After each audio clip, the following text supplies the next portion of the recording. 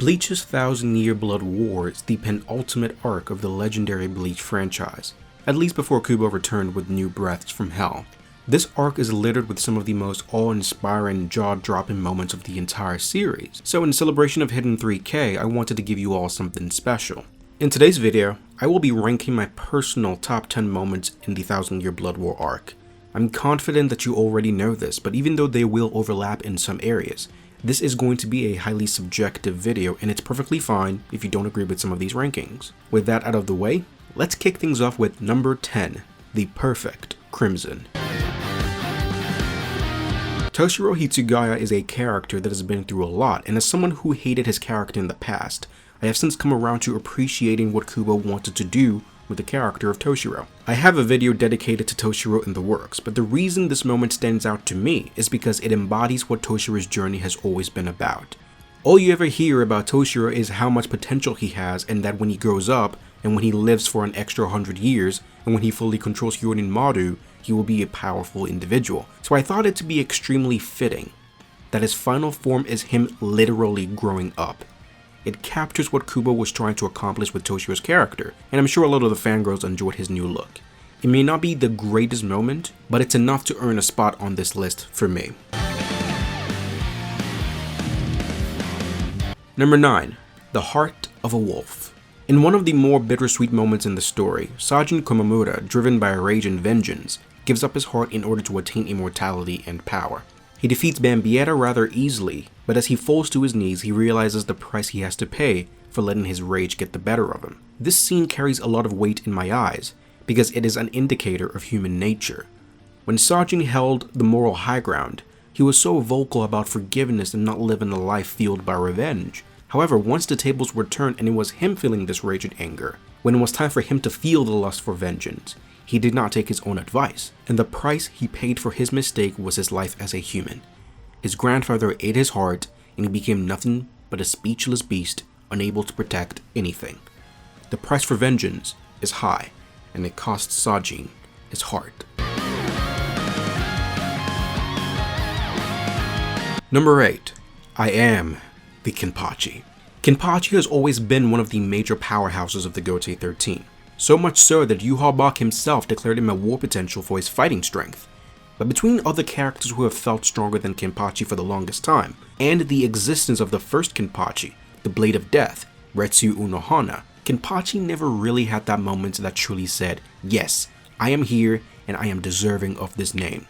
After the brutal battle between Unohana and Kenpachi down in the dark embers of Mukin, Kenpachi Zaraki killed Retsu Unohana and lay her to rest, having granted her peace and joy in battle. With newfound resolve and an unlikely ally in his Zanpakuto, he stormed onto the battlefield and faced off against the mightiest Sternritter, Gremmy. Now more than ever, with the conviction to back it up, he declares that there is nothing Gremmy can come up with in his mind that he cannot cut. Why? Because I am the Kenpachi.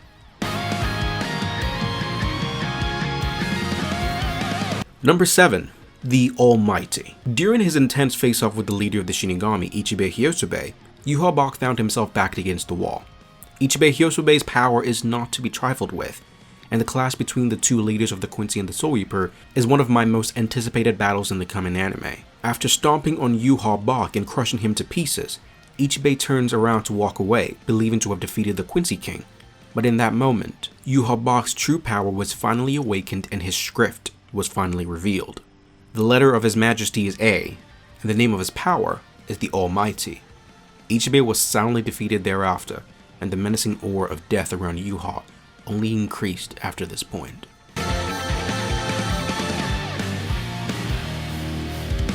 Number 6. Horn of Salvation. A few of you might be surprised that I have this so low on the list, but that just goes to show you the amazing moments that lay ahead. In what is the culmination of all of Ichigo's struggles with his hollow, he transforms into a form that embodies the synergy he has now attained within himself in what has come to be known as the Horn of Salvation. I cannot tell you how hyped I was when I saw this for the first time, and thinking back to that week, the entire community was in absolute shambles. The chapter makes it seem like Ichigo is just charging in without thinking, yet again, and it's not until we see the look he gives Orihime that we understand his angle. Using Yuha's Quincy powers, Ichigo was able to jolt his hollow powers and transformed, It doesn't end there though, because in the next chapter, Ichigo combines his Getsuga Tensho with a Grand Rei Sero to fire what I like to call a Grand Rei Getsuga. Baddest moment? Yeah, baddest moment. I love it. Number 5. To die on one's feet. During the Quincy's first invasion, the Gotei 13 were outclassed and outmatched. One of the greatest losses in that first battle is the death of the captain commander, Genryusai Yamamoto. After unleashing his Bankai against the fake Yuha Bog, the real Yuha arrives on the battlefield, steals his Bankai, and slashes him right across the torso, cleaving him in two. As his upper body falls to the ground, his feet remain standing, unwilling to fall before the enemy. Even with his body in two, his arm reaches out to grab Yuha's garment, and Yuha responds by cutting it in two immediately. He gazes down on the dead body of the head captain and berates him for not healing his other arm in order to re-attain full power. He steps on his head and praises who Yamamoto was, while disrespecting the weakened captain he became, and he ends things off with a bone-chilling line that sealed just how dangerous the Quincy were. With his finger pointed at his dead, motionless body, he tells Yamamoto, "Soul Society will die here today, but the Gotei 13 died with us 1,000 years ago." With that, he blows Yamamoto to bits, leaving nothing behind. I cannot tell you how eager I am to see this scene. Moments like this are what remind me of what I believe is the most important thing about a villain. Beyond sympathizing with him, or even having some complex underhanded motive, the one thing that will always work with a villain is the sense of danger. Yuha Bog just manhandled one of the strongest beings in the entire Bleach universe. If that is not a declaration of intent, I don't know what is. Marvelous. Number 4. So, you think you're staring at Ichigo Kurosaki? There was no way I could leave him off this list. Coming in at number 4 is what has become one of the most iconic moments in Bleach. Sosuke Aizen faces off against Yuha Bog in the climax of the battle, and after fooling him into impaling him, he places his hand on Yuha and says the words, "So, you think you're staring at Ichigo Kurosaki?" The very next moment, Ichigo storms in and stabs Yuha from behind, releasing a Getsuga Tensho. I truly hope that Kubo utilizes Aizen more in the anime than the manga, because I did not see enough of Aizen to satiate my hunger. This was a classic Aizen moment and I loved it. Number 3. Protect Soul Society. Ichigo Kurosaki. Coming in at number 3 is Byakuya Kuchi's final words to Ichigo Kurosaki. Having defeated a large number of the A-list captains, Soul Society lay in ruins. The rain poured down heavily upon the decimated city of the Soul Reapers. As grim as the situation seemed, there was one hope that remained in the hearts of the Shinigami. They knew that Ichigo Kurosaki was on his way. Once he arrived, the damage was already done and Byakuya was at death's door. With a pained look on his face, stuck in a crater drenched in his own blood, he asks one final favor of Ichigo. "Protect Soul Society," he says. And this scene is exceptional for a number of reasons. First off, even though Ichigo returned in the beginning of the chapter, Kubo intentionally hides his face and doesn't reveal what he looks like until the very end.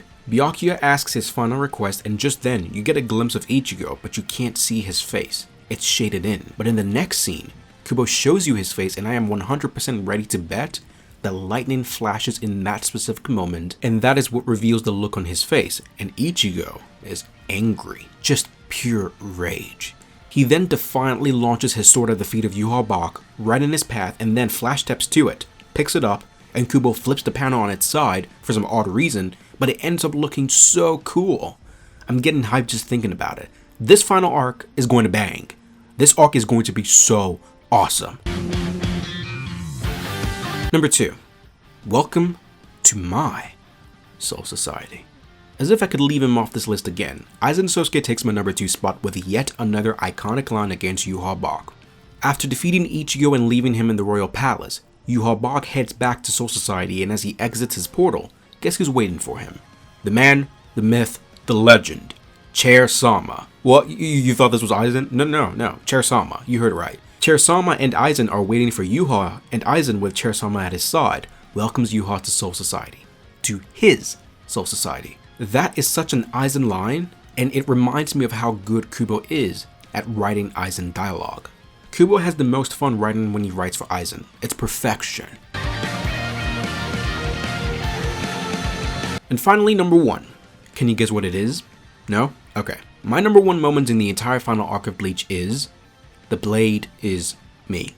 Now, I already made a video on this, so I know that you all know what I'm talking about. I'll link the full video in the comments and in the top right corner of the screen, but the reason I love this moment is because it's the most impactful non-combat scene in the final arc, maybe in all of Bleach, to be quite honest. This line holds within it the true meaning of being a Shinigami, the true meaning of becoming one with your blade and accepting who you are as an individual. For what it means to Ichigo, for what it means to Bleach, and what it means to me, the blade is me takes my number one spot for the best moment in the final arc of Bleach. So there it is. Thank you for sticking all the way to the end. As I write this 3K special, I just hit 4K, so I'm going to have to get working on a 4K special. But I just want to let you guys know that I am eternally grateful for the love and appreciation you all show.